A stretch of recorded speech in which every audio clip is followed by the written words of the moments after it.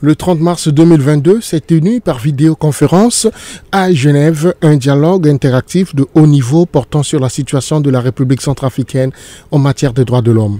Cette rencontre a réuni entre autres les membres du gouvernement centrafricain dont le ministre de la Justice, Dr Arnaud Djoubay Abazen, les membres de la société civile et la MINUSCA, représentés par Lisbeth Kuditi, représentante spéciale adjointe du secrétaire général de l'ONU en République centrafricaine. Durant son intervention, Lisbeth Kuditi a présenté un état des lieux sur la situation qui prévaut au centre et à l'est du pays où de nombreuses violations ont été constatées, notamment des cas de viol sur femmes et filles commis par des groupes armés. Elle a également alerté sur l'utilisation des engins explosifs qui ont causé depuis l'année dernière la mort de 30 civils et fait plus de 60 blessés.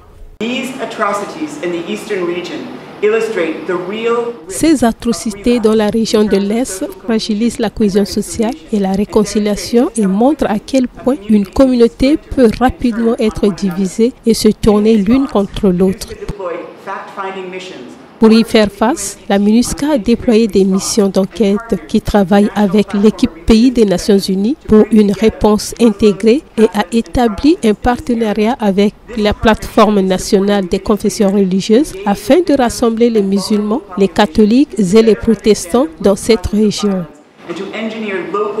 Ce partenariat permet aux chefs religieux de s'engager auprès des victimes et des populations vulnérables afin de mieux comprendre les causes profondes de la violence et d'élaborer des solutions locales pour les communautés basées sur l'appropriation et l'inclusion.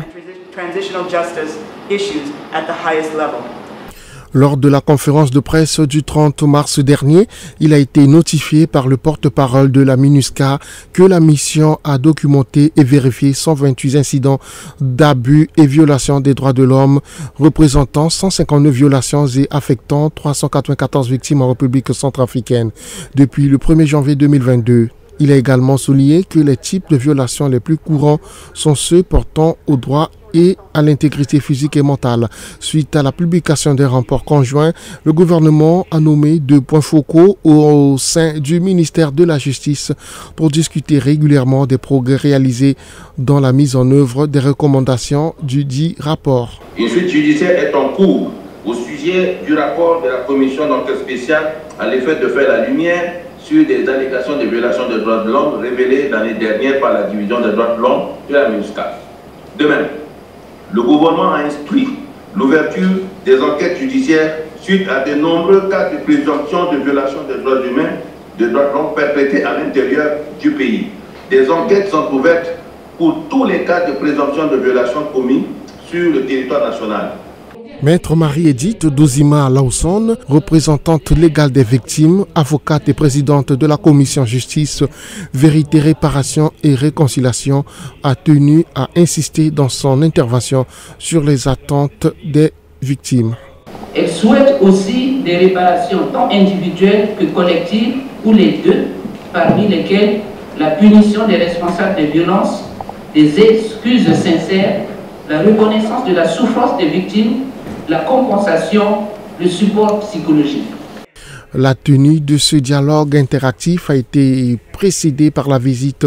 de travail en janvier 2022 de l'expert indépendant des Nations Unies sur la situation des droits de l'homme en République centrafricaine, Yao Agbetse. Au cours de sa mission, il avait rencontré les autorités gouvernementales et des institutions nationales ainsi que des représentants de la société civile et du système des Nations Unies.